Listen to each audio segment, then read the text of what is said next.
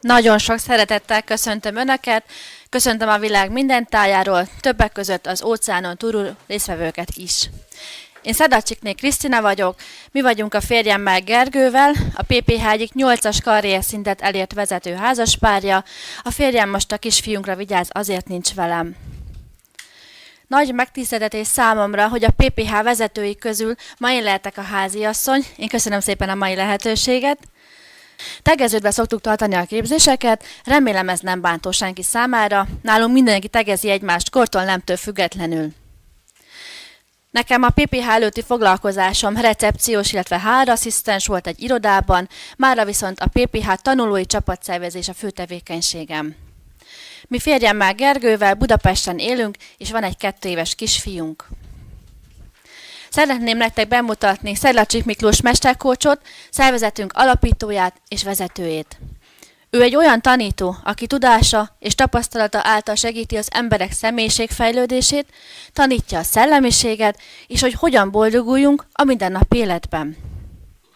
Mesterünk 38 éve foglalkozik emberekkel, 34 éve van saját szervezésű csapata, 32 éve hozta létre a PPH közösséget. És több mint 40 éve él boldog házasságban feleségével, Mariannal, akivel példát mutatnak. Nagyon érdemes odafigyelni, főleg arra a tanításaira, amit a jövővel kapcsolatban mond, ugyanis azok mindig úgy szoktak bekövetkezni. Az előadónk egy olyan mester, akinek a tudása segíti az emberek fejlődését, és nézzük meg, hogy még miben egyedülálló.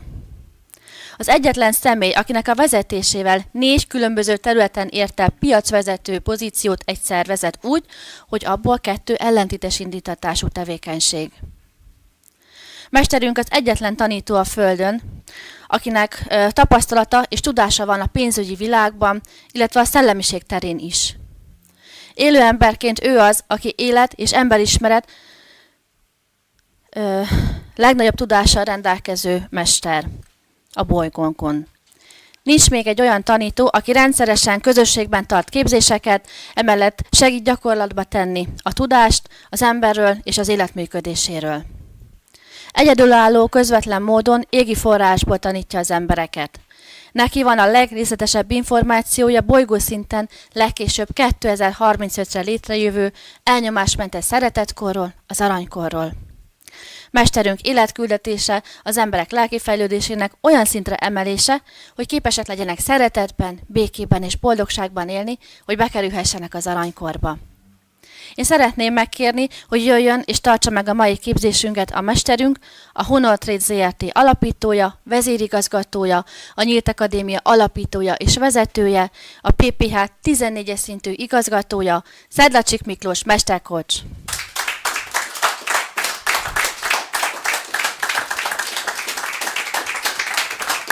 Sok szeretettel köszöntelek benneteket. Mit szóltok ehhez a jelenlegi világunkhoz? Nem fényes? Mi baj van ezzel a világgal? Tudatlanság, etikátlanság? Elnyomás? Negatív spirál lefele. Ugye, mint tudjátok, 91-től van saját szervezésű csapatom, 87-től foglalkozok emberekkel. A saját szervezésű csapatot úgy értsétek, hogy ugyan voltak alkalmazottaim 93-tól, de nem az volt a nagy létszám, hanem az volt a nagy létszám, akik önként csatlakoztak hozzám, illetve ahhoz a szervezethez, amit létrehoztam. És ugye én azt tanultam már 91-től elkezdtem a felnőtt tanulásomat, hogy hát hogyha egy ember jómódú lesz, tehát ami azt jelenti, hogy az anyagi világban mindent megvehet, akkor két dolog történik, vagy történhet, nem történik, történhet. Abból az egyiket kiválasztja, hiszen ebben a tekintetben, a döntés, a választás tekintetében az embernek szabad akarata van. Mehet erre, mehet arra, és a két dolog, az egyik az, hogy vagy mivel mindent megkap anyagilag, tehát értsétek, hogy mindent megkap, mindent meg tud venni anyagi szempontból, ugye vannak ilyen emberek, vagy azt csinálja, hogy elindul a szellemi fejlődés terén, majd erről lesz szó, hogy az micsoda, vagy kipróbál dolgokat. Mit? Régebben az ilyen emberek az alkoholt próbálták ki, és sokan lettek alkoholisták, és ezáltal lezülöttek. Mai világban sok minden mást is ki tudnak próbálni az emberek, mindenféle drogot ki tudnak próbálni, mindenféle kábítószert, ami kábítja az embereket, oké? Tehát nem elég az, amit elértek, milyen területen is kipróbálják magukat, és ugye arra nem gondolnak, hogy ez, amiket én elmondtam most, például az alkohol, de annál még jobban a különböző kábítószerek, azok elindítják az embert a lejtőn, és nem anyagi szempontból, mert lehet, hogy ez anyagi szempont az biztosítva van, hanem minden más egyéb szempontból. És most gondoljátok végig, hogy melyik a jobbik út? Vajon az, hogy az ember akkor elkezd a szellemi dolgokkal foglalkozni? Ugye a szellemi dolgok az azt jelenti, hogy a tudását gyarapítani milyen területen? Hát az élet és emberismereti tudását gyarapítani. Hát vagy további élvezeteket keres, mert már mindenféle élvezetet megkapott, amit pénzen meg lehetett venni, és ami természetes, szórakozás, stb. Stb. És akkor utána már nem csak szórakozni akar, hanem még így ilyen elkábított boldogságot is szeretne, amihez ugye különböző szereket elfogyaszt. És hát azok az emberek, akik ugye ilyen dolgokhoz nyúlnak, ugye tudjuk, hogy például ott vannak a zenészek, megnézed, mindent elértek, anyagi szempontból is, siker szempontból is, és a zenészek jó része már a múltban is alkoholista volt, utána pedig mikor bejöttek az egyéb szerek, akkor a zenészek jó része, a sikeres zenészek jó része hozzányúltak a kábítószerhez is. Érted? Tehát ezt már mondom, a 90-es évek első felében tanították nekem, hogy ez a két út van, tehát vagy a szellemi fejlődés, vagy az ilyenfajta szerek, jó? És de hogyha valaki szereket használ arra, hogy még jobban kihasználja egy látszólagos boldogságot, hát ugye ahhoz hozzászoknak az emberek, ugyanúgy az alkoholhoz is hozzászoktak, hát a kábítószerekhez könnyebben, hát léteznek olyan kábítószerek, hogy egyszer használja és már hozzászokott, mondom egyszer, és onnantól kezdve függő, egy használat után függő. Tehát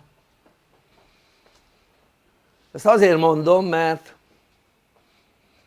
ugye mostanában ez egyre inkább van, mert egyre inkább lehetett az elmúlt évtizedekben önerőből, önszorgalomból tisztességesen, de inkább nem tisztességesen, hát jó módba jutni. És ezáltal ugye egyre több olyan ember van, aki hát ilyen eszközökhöz, szerekhez nyúl, és mondom a jó módúakból. És akkor ez abból jutott eszembe, hogy ugye az imént említette valaki itt a teremben, már itt a kérdésemre, itt az előadásban, hogy egyre több a részeg az utcán. Pedig azok nem valószínű, hogy nagyon jó módúak. Mert ugye két dolog szokott lenni. Tehát van egy mondás, hogy a kutya is jó dolgában vész meg. Ez vonatkozik a jó módúakra. Oké? Okay? És van egy másik, amikor az ember bénán viselkedik az életében, ezért létrehozza a különböző problémákat, amire természetesen a tudatlansága véget semmilyen megoldása nincsen, ezért ugye az a probléma az negatívan hat rá, kilátástalanná válik a megoldás, ezáltal valamilyen szinten ugye az élete is, és akkor ugye azokat a negatív érzéseket, ami ezáltal az emberben keletkezik, azt a legolcsóbb alkohollal tompítani, aminél ugye vannak drágább eszközök is, szerek, de ugye az emberek számára már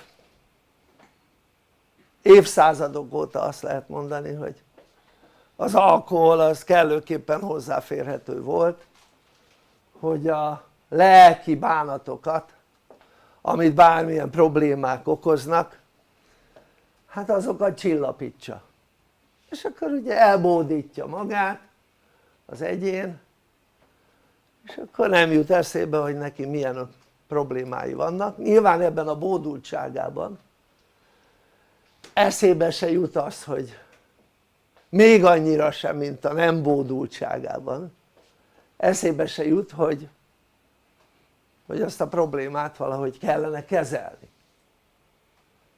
Márpedig én még nem találkoztam olyan problémával az életem során, hogy ne lehessen kezelni. Érted? És ez nem csak a saját életemre vonatkozik, hiszen szerintem én Magyarországon már több tanácsot adtam embereknek életvezetés terén, mint itt a legtöbb olyan ember, aki ilyennel foglalkozik. Okay? És azért, mert összességében már több százezer ember került a szervezetembe, így vagy úgy, és hát sok-sok ezer emberrel foglalkoztam már személyesen, és ezáltal ugye gondold végig, hogy mennyi problémával találkozhattam, hála Istennek nem a saját életében, mert annyi problémát egy ember nem tud megélni, mint amennyivel találkoztam, de mások életében, és még soha nem találkoztam olyan problémával, ami megoldhatatlan lenne. Na most ez azért van így, mert nekem van hozzá tudásom, nem tudom, világos-e. Én régóta foglalkozok a problémák megoldásaival, és 15 éve rendszeresen gyűjtöm a problémákat, mert nyilván nem az életemben, hanem leírva, meg a megoldásokat. Oké? Okay? És gyakorlatilag ez úgy működik, hogy most mondok egy példát. amilyen kismillió betegség van, tehát most össze kellene számolnod hányféle betegsége van egy embernek, vagy lehetne, akkor senki nem tudná összeszámolni. De nekem össze vannak írva a betegségek, és az okuk, és a megoldásuk. Csak példaként mondom, ami önmagában mondjuk 300 valahány oldalon van összeírva. Jó? Tehát, és akkor ez még csak a betegség problémája, és nem az egyéb problémák. És akkor mi van az egyéb problémákkal? Mert hát hol keletkezhet az embernek egyéb problémája? Nézzük.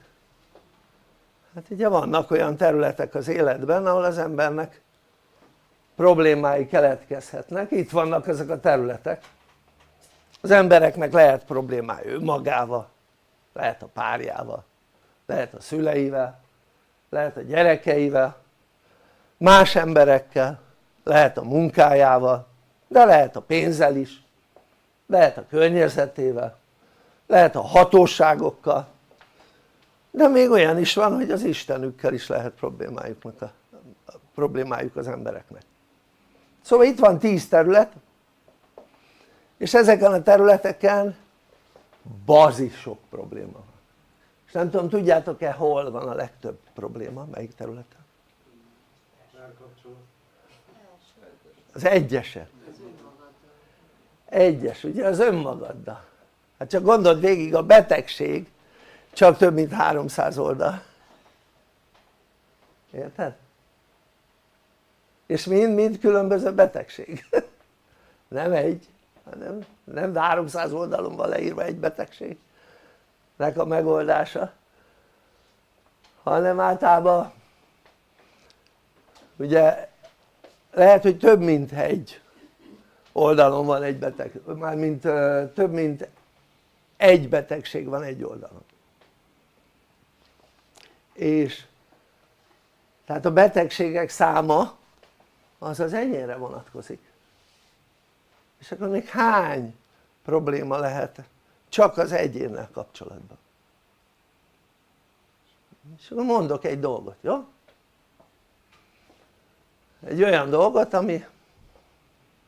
amit még így lehet, hogy nyilvánosan nem mondtam. Például azt, hogy ugye az embernek nem mindegy, hogy milyen gyerekkora volt. Sőt, az sem mindegy, hogy édesanyja hasában milyen terhessége volt. Az sem mindegy, hogy milyen születése volt. Tehát a születési folyamat, ami ugye általában nem hosszú, mert nem annyi, mint a terhesség, hanem ugye sokkal rövidebb, és az is súlyosan befolyásolja az embernek a felnőttkori működését, meg valamilyen szinten a gyerekkorit is természetesen, de elsősorban a felnőttkorit, mert ugye felnőtt korban kellene az, hogy a saját életedet te irányítsd és nem más, mert ugye gyerekként az teljesen normális volt, hogy a szüleid irányították az életedet, és az a nem normális, hogyha egy gyereknek nem a szülei irányítják az életét, az az abnormális. Szóval csak azért mondom, mert manapság már a liberális szülői neveltetés, mármint szülői nevelésben benne van, hogy a gyerek azt nem kell irányítani, és szó szerint a gyerek irányítja a szüleit. Jó? És annak aztán drasztikus hatásai vannak majd felnőtt korra. Nyilván elsősorban a gyerekre, másodszorban a szüleire. De nem is ez a lényeg, hanem az a lényeg, hogy utána volt egy első 7 év, ami meghatározó abban, hogy milyen problémákat élt meg a gyerek, milyen fájdalmai, fizikai és lelki fájdalmakat szenvedett el. Utána még meghatározó, ugye nem annyira, mint az első 7 év, a következő 7 év, utána még az is meghatározó, az utána következő 7 év, mert ugyanis nem 18 éves korig voltunk gyerekek, hanem 21-ig.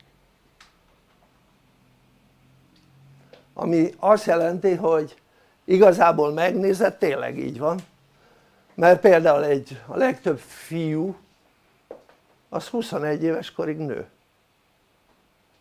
bizonyám, hát katonaságban még például nőttünk simán. A nők már nem, a nők hamarabb abba hagyják a testi növekedést, mint a férfiak, és ha megnézel egy 18 éves, főleg férfit, fiút, abszolút nincs felnőtt gondolkodása, tehát abszolút gyerek gondolkodása van. Jó, tehát nem csak azt kell nézni, hogy a hölgyek előbb érnek, hiszen ez természetes, ugye, mert nem az a természetes, hogy valaki 40 éves korban szül, hanem az lenne a természetes, hogy 20 éves korban szül. És ahhoz, hogyha egy nő mondjuk, mint régen 18-20 éves korban gyereket szült, ahhoz azért kellett felelősség, és kellett józanész, gondoljátok végig. Ez azt jelenti, hogy a nők eleve, tudjuk jól, hogy testileg is, fizikailag előbb jutnak el arra a szintre, mint a férfiak. Tehát, hogy felnőttként kezdenek el gondolkodni. De akkor sem egységesítünk, mert az az egységesítés, hogy 21 éves. Tehát mondhatjuk azt, hogy egy fiatalnak 21 éves korra nő be a fejelágya.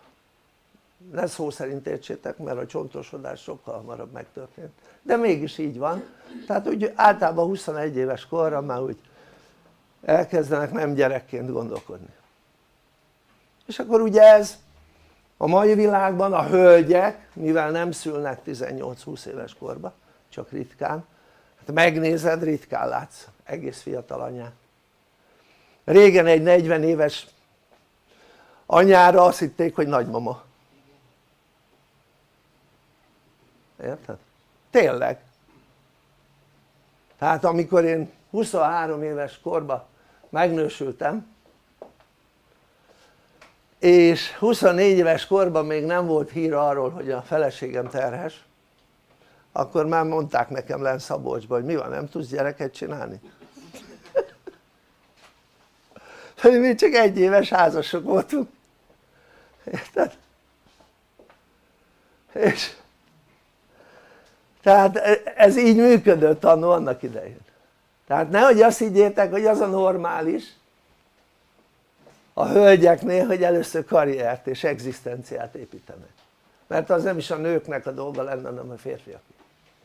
De hogy maradjunk ennyiben. És lehet, hogy most ezzel nem értenek egyet azok, akik túl későn érő típusok, de hát ez az igazság. Én tudom, hogy az igazság az fájdalmas mindig, de nem a tudatodnak fájdalmas, hanem az egódnak. Jó? Tehát ezt jól jegyezd meg. És akkor ugye azért kezdtem el beszélni erről a dologról, mert az jutott eszembe, hogy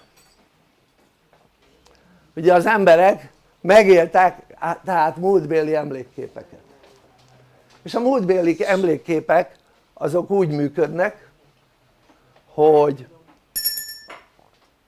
tehát a múltbéli emlékképek úgy működnek, hogyha az ember érzelmileg nem stabil, akkor könnyebben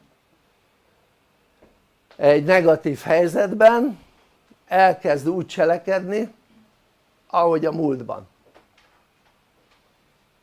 Tehát ahogy a múltban ő megélt egy negatív helyzetet.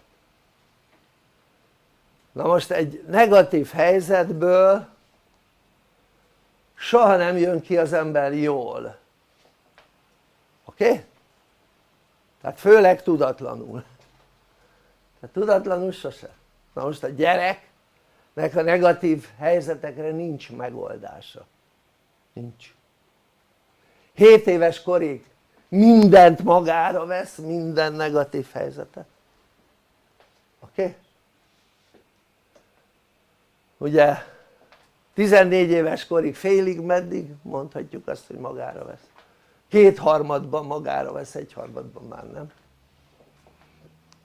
14-21 között egyharmadban magára vesz, kétharmadban már nem. És 21 éves kortól van az, hogy ténylegesen elgondolkodik azon, legalábbis kellene, hogy az legyen, 21 éves kortól, hogy el kellene gondolkozni az embernek azon, hogy az a dolog az vajon miért történt vele. Mert ugyanis, hogyha az ember nem ért meg egy problémát az életében, akkor az mindig minden esetben az elméje az negatív emlékképként rögzíti, és ha egy embernek az elméje negatív emlékképként rögzít egy eseményt, akkor annak utóhatása van az életére. Méghozzá nem pozitív, hanem negatív utóhatása. Az azt jelenti, hogy az illető, amikor elveszti a kontrollt a saját cselekvése felett, akkor irányítást, ha jobban tetszik, a saját gondolatai felett elveszti a kontrollt, az irányítást, akkor az illetőnek az elméje elkezd úgy működni, hogy gyorsan megvizsgálja a helyzetet, a környezetet, és bármilyen hasonlóságot talál egy múltbéli negatív emlékképhez, az illetőt visszarántja arra az eseményre, és az illető elkezd úgy cselekedni, mint ahogy a múltban látta akár a szüleitől, vagy cselekedett ő saját maga abban a helyzetben. És ha csak hát gondold végig, mondjuk szülők veszekednek, mondjuk egy még 7 éves kor nem élt meg gyereknél, veszekednek, a gyerek ezt érzékeli, mondjuk hallja, vagy akár látja is, a gyerek magára veszi, és azt gondolja, hogy ma ő miatta veszekednek. Érted? Akkor is, ha nem ő miatta. Na most, és akkor képzeld el, mit tudom, akkor lesz egy rossz érzése emiatt. Hát természetesen, hát a gyerek magára vesz valamit, akkor persze egy rossz érzése lesz. Na most, hasonló veszekedés van mondjuk az ő helyzetében, az ő életében felnőttként, mondjuk a párjával veszekedik, és elkezd előjönni az az érzés, ami gyerekkorban megért a szülei veszekedésére. Érted? És akkor képzeld el, abban a helyzetben egy olyan érzésekkel, hogy lehet úgy cselekedni, hogy helyesen? Sehogy. Sehogy. Jó, tehát ha a gyerek nem így működne, hanem mindegy gyerek úgy működött volna, hogy mindent megért, például az, hogy a szülei miért veszekednek és neki az semmi köze, érted? Akkor ez nem hatott volna rá. De bármi negatív érzelemként hat rád, mivel a negatív érzelem az létrehoz valamilyenféle fájdalmat, de nem fizikai fájdalmat, hanem egy ilyen belső érzelmi érzést, egy lelki fájdalmat, ezt így szokták mondani. Az azt jelenti, hogy, és annak a lelki, tehát annak a fájdalomnak nem érted meg a lényegét, akkor az létrejött, mint múltbéli negatív emlékkép. Ezért van az, hogy egy 20 éves, aki nem élt meg még annyi fájdalmat, beleértve a fizikai fájdalmat is természetesen, az nem reagál úgy bizonyos helyzetekre, mint mondjuk egy idős, aki már mondjuk 4-szer annyit élt, és 4-szer annyi negatív helyzetet élt. Érted? És ezáltal 4-szer nagyobb az esélye, hogy a saját elméje felfedezzen bármilyen hasonlóságát a jelennek összehasonlítva a múlttal. És az illető ezáltal idősként sokkal hamarabb bekattan, ahogy ezt szokták mondani, mint egy fiatal. csak az a baj, hogy most már egy olyan világot élünk, hogy 20 éves korukra a fiatalok sokkal több negatív helyzetet éltek meg, mint mondjuk az én időmben, mikor én voltam 20 éves. De én is többet éltem meg, mint mikor a szüleim voltak 20 évesek, érted? Tehát az ő 20 évükben nem volt annyi negatív esemény, illetve hát volt, mert ott volt a háború, érted? Tehát ezáltal volt, de ha nem lett volna háború, akkor nem lett volna. Na most lehet, hogy ezért azt lehet mondani, hogy az nem teljesen igaz, bár hát igen, mert mind a két szülőm megélte a háborút, tehát mind a kettő megélte, tehát akkor nincs bár. Jó, tehát de ez azt jelenti, hogy tehát azt át kellene látni, hogy a tudatlanság azt a végeredményt hozza, ami nem végeredmény, sajnos nem tud végeredmény lenni, azt hozza, hogy egyre rosszabb és rosszabbul boldoguló generációk jönnek létre. Tehát mondok példát, tehát ugye mi nekünk sokkal kevesebb negatív élethelyzetünk volt 20 éves korunkra, mint a mostani 20 éveseknek.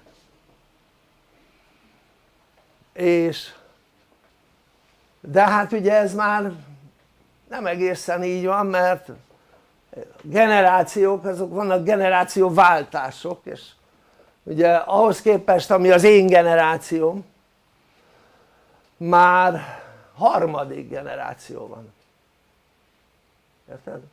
Tehát én már negyedik generáció vagyok, tehát már van hozzám képest negyedik generáció, hiszen ugye 1967-ben volt a generációváltás, majd volt egyszer 93-ban, ez a 2, volt egyszer 18-ban 3, és a 18 óta születettek, az a negyedik generáció, érted? Jó, tehát ez azt jelenti, hogy 4 generáció, én vagyok az első, és most a negyedik generáció van, érted?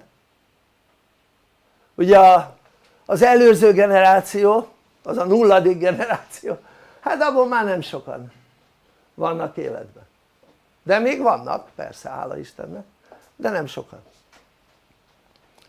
Szóval ezt most azért mondom, hogy tiszta és világos legyen, hogyha a generációk megélik a negatív dolgokat, és a következő generáció ugyanabban a gyerekkorban, abban a 21 évben több problémát él meg, akkor ők nehezebben fognak boldogulni az életben, és a következő generáció még több problémát él meg, mert így lesz, gondold végig miért?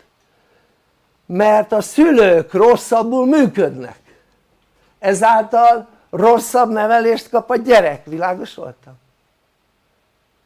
És egyre rosszabb nevelést kapnak generációról generációra a gyerekek, mi lesz ennek a vége szerinted? Tehát az, hogyha valami elromlik, akkor mindig minden esetben az a megoldás, hogy dobjuk ki, mert egy ilyen világot élünk. Nem lehetne megjavítani dolgokat? Például az embereknek nem lehetne megjavítani a saját gondolkodásukat?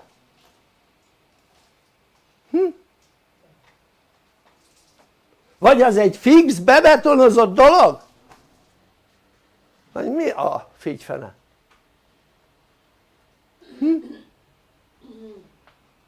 Nem lehetne? Nem lehetne azt csinálni, hogy hát észre kellene venni, hogy egyre rosszabbul működnek a generációk? Hát most mondok példát, a II. Világháború előtt az emberek 80%-a Magyarországon az a mai értelemben vett vállalkozó volt,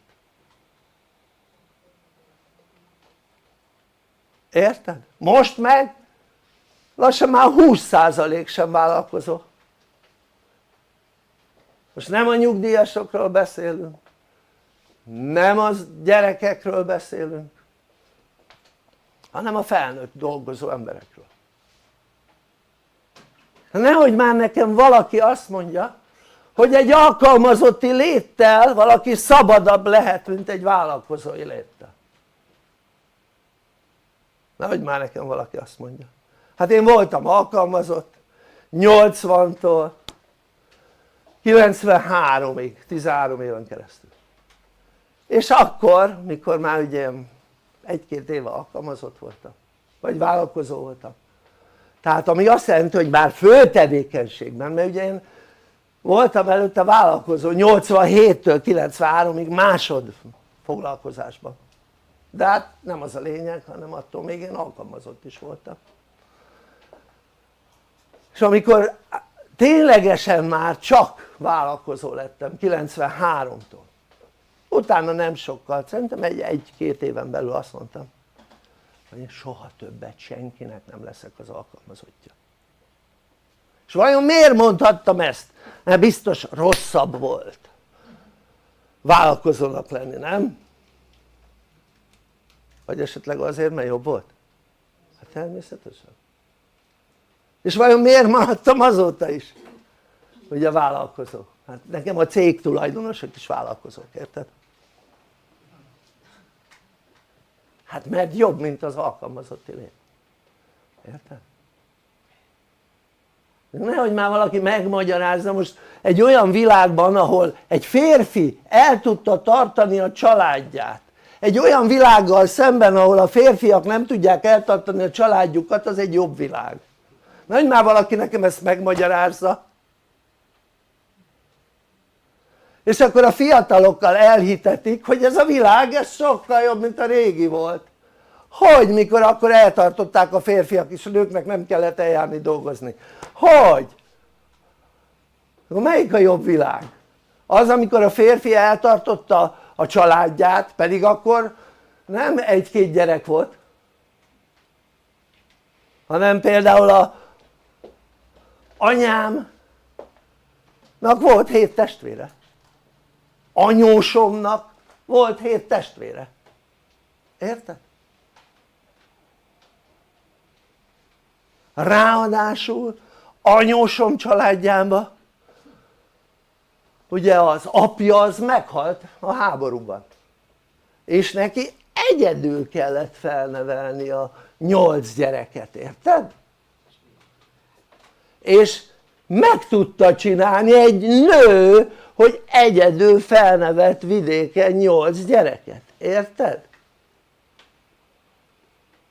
Na most ezt csinálna meg egy nő a mai világban, és akkor ez a jobb világ, biztos, nem? Hát abból a szempontból kell nézni, hogy az ember mire jut abban a világban, ami van, érted? És hova jutottak annó ennek idején?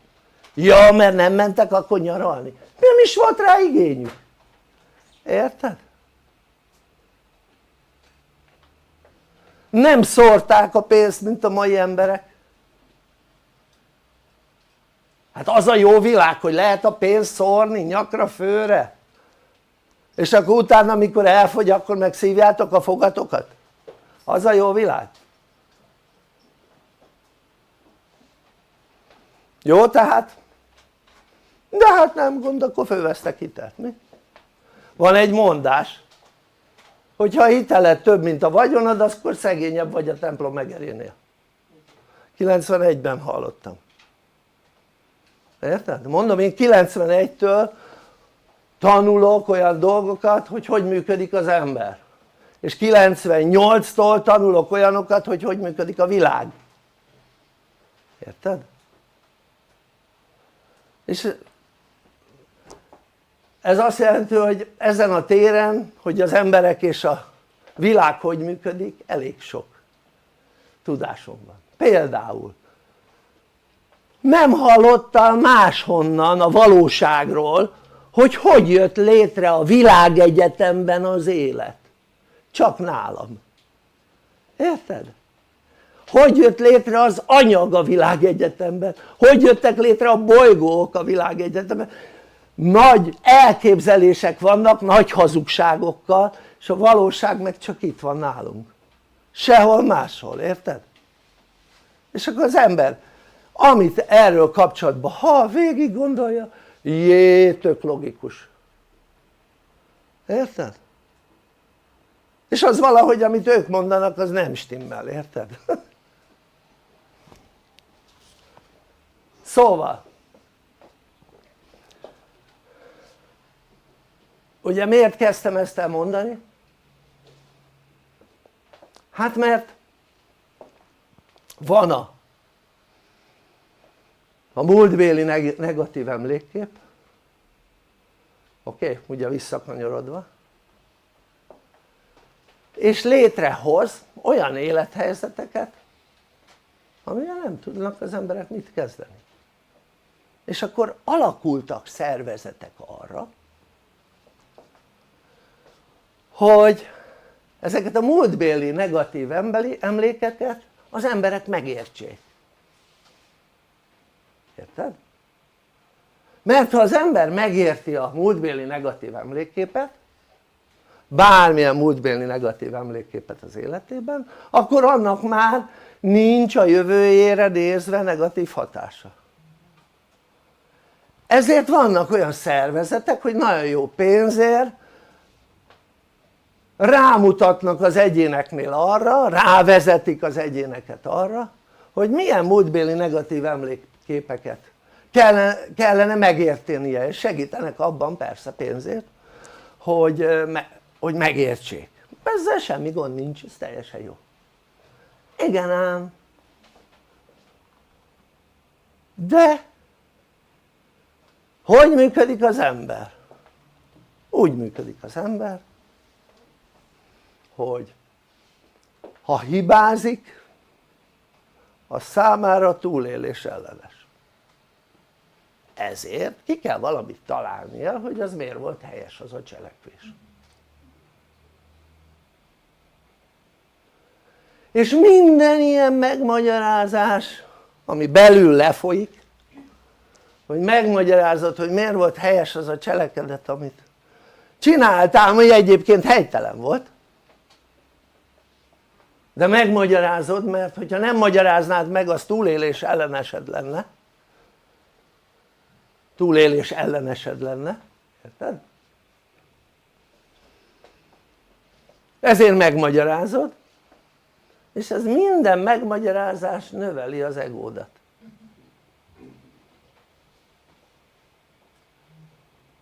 Mert igaz, hogy csináltál egy hülyeséget, de te vagy a fasz a gyerek, érted?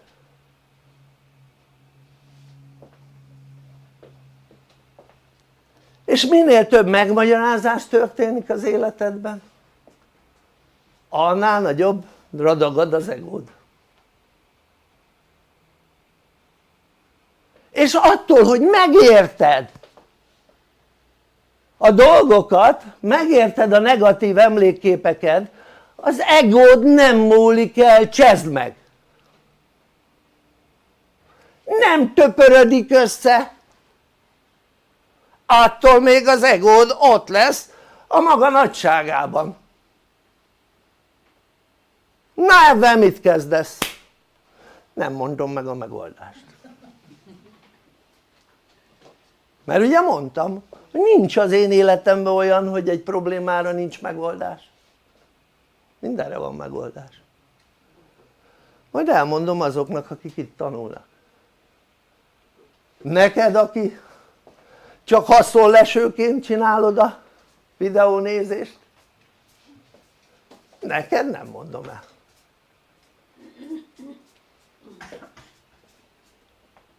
Tehát hiába megy az ember, kifizet milliókat, hogy a múltbéli negatív emlékképeit megértse. Milliókat. Bárhol, mindenütt.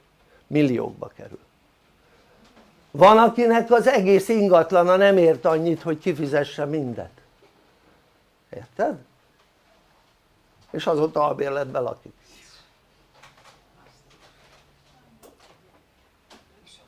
De mi lesz az egóval? Az ego az megdagadt, az köszöni, jól van, és abban mit csinálsz? Hát gondold végig, én tanítok embereket 93 óta, 2000 óta hasonló dolgokat is tanítok. 2000 és 2015 között vezetőknek tanítottam azokat a dolgokat, amit most is, de nem ilyen bőséggel, tehát töredéke tudásom se volt hozzá akkor. 15 éve ez a fő tevékenységünk, tehát nincs is más. Érted? 15 éve. 15 éve kérdeznek tőlem emberek kérdéseket az élet és az ember működésére, és nem volt olyan, hogy nincs válasz. Jó? Tehát mindre tudtam válaszolni.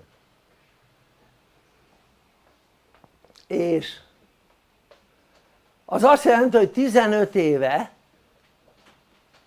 azzal foglalkozok, hogy fejlesztem az embereket.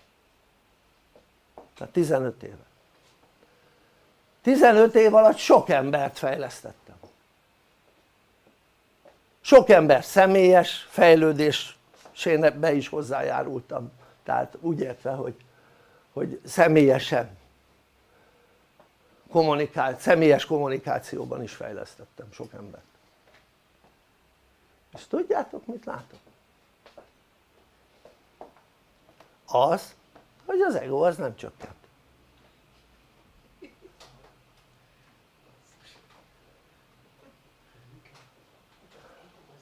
Az ego az nem csökkent az embereknél. Hiába tanulnak, hiába értették meg a múltbéli negatív képeiket, jobban működnek az életben ezeken a területeken, ez nem kérdés.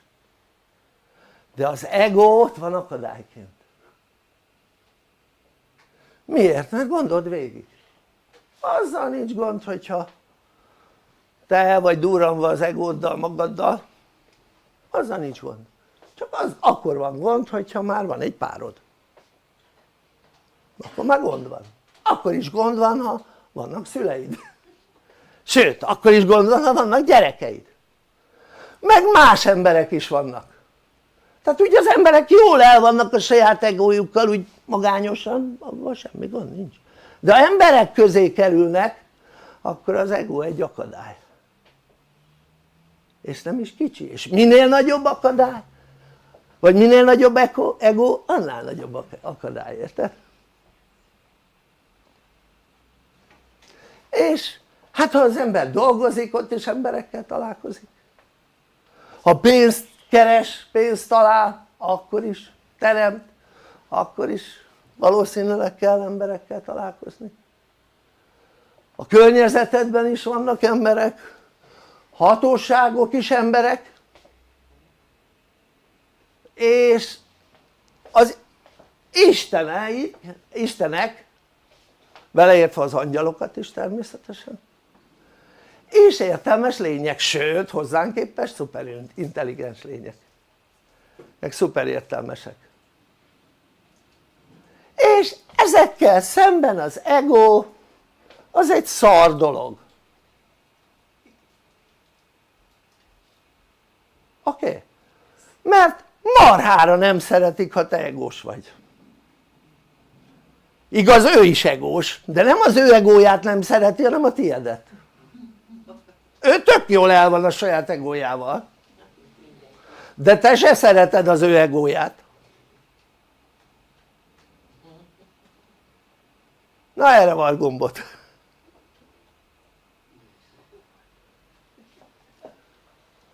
Úgyhogy itt van egy padhelyzet azoknak, akik nem itt tanulnak. Érted? De akik itt tanulnak, azoknak van megoldás, érted? Mit mindenre? Nincs olyan hogy lehetetlen, csak olyan van hogy tehetetlen, oké? Okay?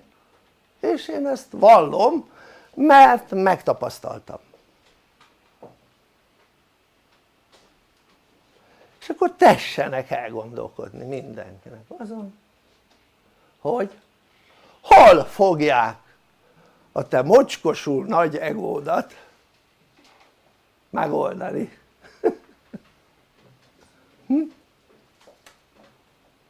Oké? Ami egy óriási akadályt jelent az életedben. Mert ugyanis tisztességes módon csak azok tudnak boldogulni, akik félre tudják rakni az egójukat. Lehet tisztességtelen módon idézőjelbe boldogulni, akik nem teszik félre az egójukat, de az azt jelenti, hogy mondjuk lesz pénzed, és a többi területen jól fogsz működni, ki van csukva, egósan, tisztességtelenül és egósan jól fogsz működni a többi területen. Ha te azt gondolod, akkor te nagyon hülye vagy.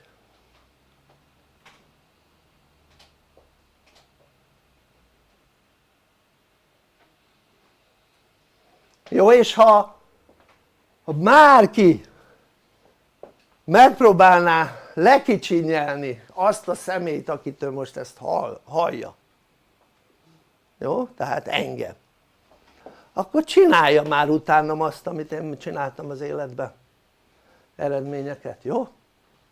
Csinálja utánam. És akkor lekicsinyelhet, jó? És ugye azért tudtam megcsinálni azokat az eredményeket, hogy 4 különböző piacvezetői pozíció például. Ha találsz még egy olyan embert, aki 4 piacvezetői pozíciót elért különböző területen, akkor szóljál, jó? Mert nem fogsz találni. 1, 2. Ha találsz olyan embert, aki 2 ellentétes területen piacvezető tudott lenni, például az anyagi téren és a szellemi téren, akkor szóljál, jó? Olyat sem fogsz találni. És tudod miért tudtam ezt megcsinálni? Mert félre tudom rakni az egóm, érted? És amikor szükséges, akkor félre rakom, jó? Pedig nincs, azt nem mondom hogy nincs, nem nagyon van itt a nyugati világban olyan ember, nagyon kevés, én életemben talán 2-vel találkoztam, akinek gyakorlatilag nem volt egója, érted? Tehát a sok ezer emberből 2-vel. Na és lényeg, hogy nincs a teremben, jó? Csak mert valaki azt kérdezte, hogy ki volt az.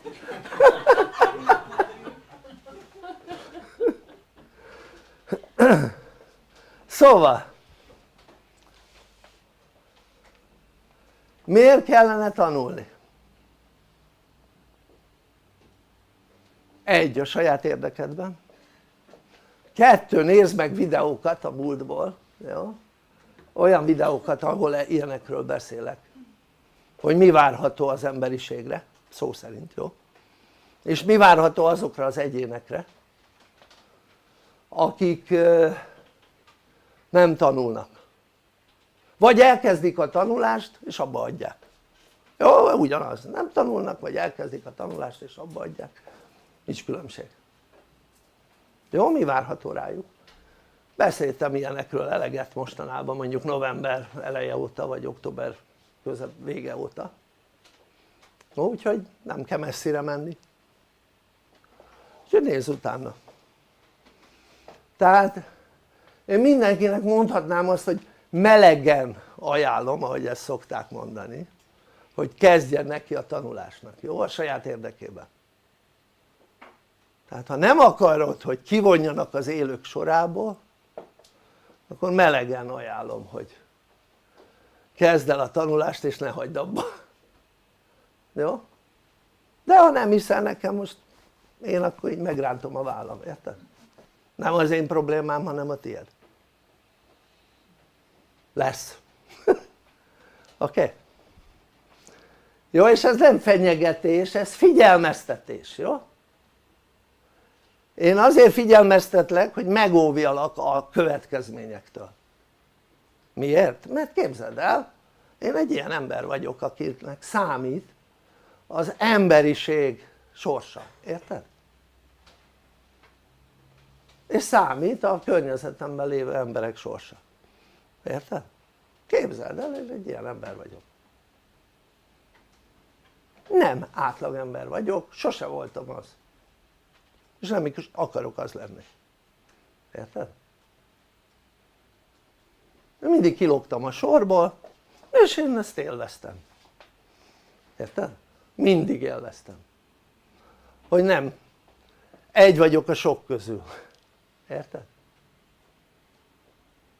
Úgyhogy várunk benneteket szeretettel egy olyan közösségbe, az emberek együtt tanulnak, rendszeresen találkoznak, tényleg közösségben tudnak lenni, és elindulhatnak azon az úton, hogy őket ne vonják ki az élők sorából, jó? Egy szellemi fejlődés útján, mert hogy világos legyen, a születésed sem tőled függött, és nem is a szüleidtől elsősorban, jó? És a halálod sem a szüleidtől fog függni, jó?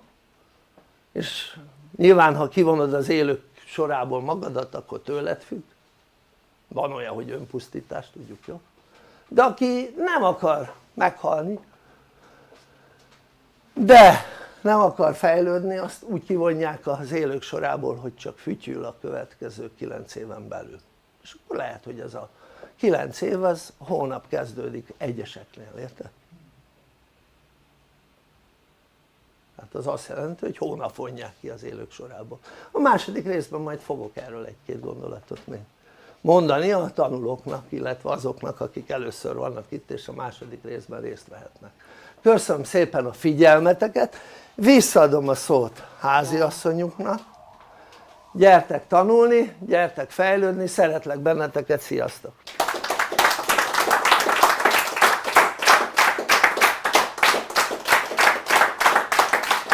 Szeretném megköszönni vezetőnek, Szedlacsik Miklós mesterkócsnak ezt a rendkívül érdekes, információdús és szemfelnyitó előadást, képzést. Én 9 éve tanulok már tőle, és alá tudom támasztani a saját tapasztalataimmal, amiről ma szó volt. Nekem sokat segítettek a képzések, hogy a gondolkodásomat meg tudjam változtatni, illetve nőként, hogy az egómat próbáljam kordában tartani. Ugyanis én is, hát 20 évesen kimentem külföldre, egy erős anyai háttérrel még erősebbé váltam. Úgy gondoltam, hogy hát én olyan ügyes vagyok, hogy egyedül kimegyek Ausztriába, és hogy milyen büszke leszek magamra, mert hogy helyt tudok állni. Tök jó volt, hogy még jobban megerősödtem. Az sem elég, hogy Ausztriába ugye kimentem, hát jól kerestem mondjuk úgy, de nem tudtam jól bánni a pénzzel sem. És azt tapasztaltam, hogy ennek hatására sem párkapcsolatban nem tudok jól működni, sem önmagammal nem tudtam jól bánni. Szépen nőtt az egóm. És ezt itt a képzések által meg tudjuk fordítani, illetve nem csak nőként, a férfiak is. Tudjuk jól kezelni. Mert ugye, hát hogyha párkapcsolatban élünk, ezt nem árt, hogyha jól kezeljük. Én életem legjobb döntésének tartom azt, hogy elkezdtem itt a képzést, és csatlakoztam a PPA-hoz. Nem véletlen találkoztam akkor a videókkal. Ez 2016-ban volt. Nekem édesanyám, Csonka Erzsébet szólt. És örülök, hogy nem halogattam, hogy elkezdjem a képzéseket, hanem kb. 2 hónap volt, hogy hallgattam az ingyeneseket, és azt mondtam, hogy igen, ez kell nekem. Ugye ennek már 9 éve. Úgy érzem, így visszanézve az akkori életemet, hogy egy útmutatásra volt szükségem, és érdekes, hogy pont egy olyan jó témával kezdhettem, ami segítette, hogy visszaépítsem az önbizalmam, az önértékelésem, és ne az egóm vezéreljem. Nekem megértéseket adott és válaszokat a kérdéseimre, megoldásokat kaptam az akkori élethelyzeteimre, és hogy hogyan hozzam helyre azt, amit elrontottam. Mert én, hát mondjuk úgy, hogy jól éreztem magam külföldön, de mégsem. Szóval tök jó, hogy helytállok egyedül, de romokban az életem. Messze a családomtól, a szülőföldemtől. És én ezt átgondoltam, mikor elkezdtem a képzéseket, hogy a mesterünk tanácsára, hogy én meg tudom állni itthon a helyemet, létre tudok hozni egy jobb jövőt magamnak. És bennem régóta megvolt az az érzés, hogy adjak az embereknek valamit, ami előre viszi őket. És nekem itt a PPH adta meg azt, hogy tudok segíteni az embereknek a fejlődésükben. És olyanokká válhatunk, akikké szeretnénk válni. És valós képet akkor kapunk a mesterünkről, ha megismerjük őt személyesen, részt veszünk a képzésein, és megismerjük, hogy ő mit tanít. Illetve, hogy legyen része a közösségnek, hiszen itt van egy csodálatos közösség. Itt érezzük egymás szeretetét, itt együttműködünk egymással. Nincs még egy ilyen hely. És én azt mondom, hogy számomra egy megmentő lehetőség volt. Egy megoldás, hogy kiussak abból a helyzetből, amiben voltam. És ezáltal én itt a PPH-n ismertem meg a páromat is, tudom jobban működtetni a párkapcsolatomat, én nőként tudok működni, élni, és hagyom a férjemet férfiként élni. Szerintem ez is nagyon fontos a mai világban, hogy a párkapcsolatok hogy működnek most. És itt arra is vannak megoldások, hogy a párkapcsolatunkat helyrehozzuk, nem csak önmagunkat. Vagy a szüleinkkel való bánásmód, az is nagyon fontos. Nekem itt van a 2 éves kisfiam, és én szeretném, hogyha az ő jövője jobb legyen, mint amit most látunk a mai fiataloknál. És ez csak a fejlődéssel érhető el. Illetve ugye én az egómat felépítve építettem egy szép falat magam köré, és ezeket a falakat lebontva jöttem rá, hogy én is egy értékes ember vagyok, hogy én is valami okkal születtem ide a földre. És itt a PPH-n belül erre is választ kaptam, hogy milyen úton haladjak. És új értelmet kapott az életem, elkezdtem hinni önmagamban, és tudom, hogy meg tudok valósítani nagy dolgokat. Mivel mi fényküldöttek vagyunk, vállalt született feladatunk van, és hiszem azt, hogy képesek vagyunk eljutatni a tudást az emberek számára, de ezt csak együttműködéssel fogjuk tudni, nem egyedül haladással. Működtessük együtt a szeretetet, és sugározzuk ki magunkból. Szerintem ez is nagyon fontos a mai világban. És alapozzuk meg a jövőt, az emberiség jövőjét, hiszen pont most fog jönni egy új év, ez a legjobb év az alapozásra. Hozz egy jó döntést, és csatlakozz ehhez az eszméhez, a PPA-hoz, kezd el a képzésedet. A mester már elindult az úton, és egyre többen tartanak vele, hogy létrejöhessen az a szeretetkor, és minél többen lélekként is megmeneküljünk a pusztulástól.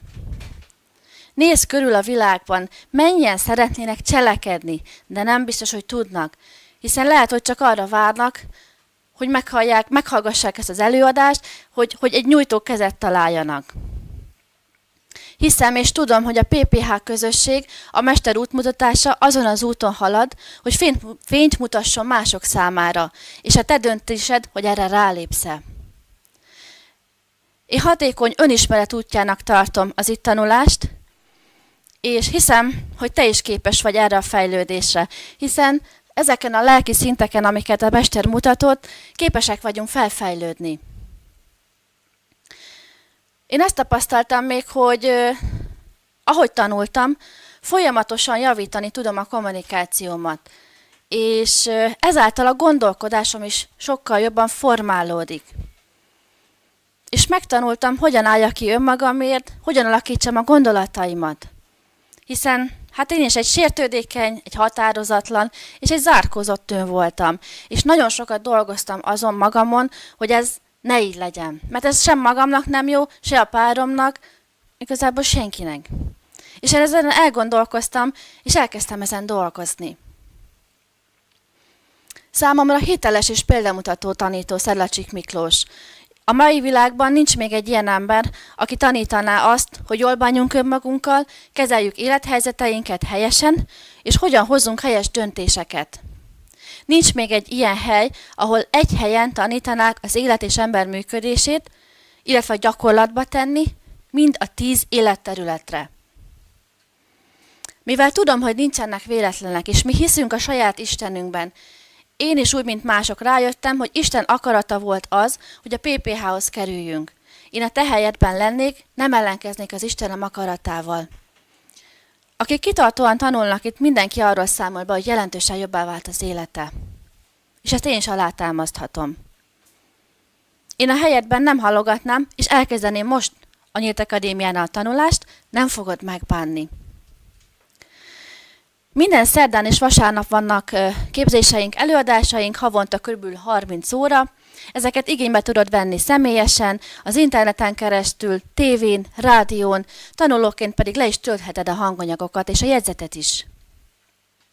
Ha most veszed igénybe a coachképzést, akkor akciósan 4 havi képzésünk eszmeértéke 1 millió forint érték.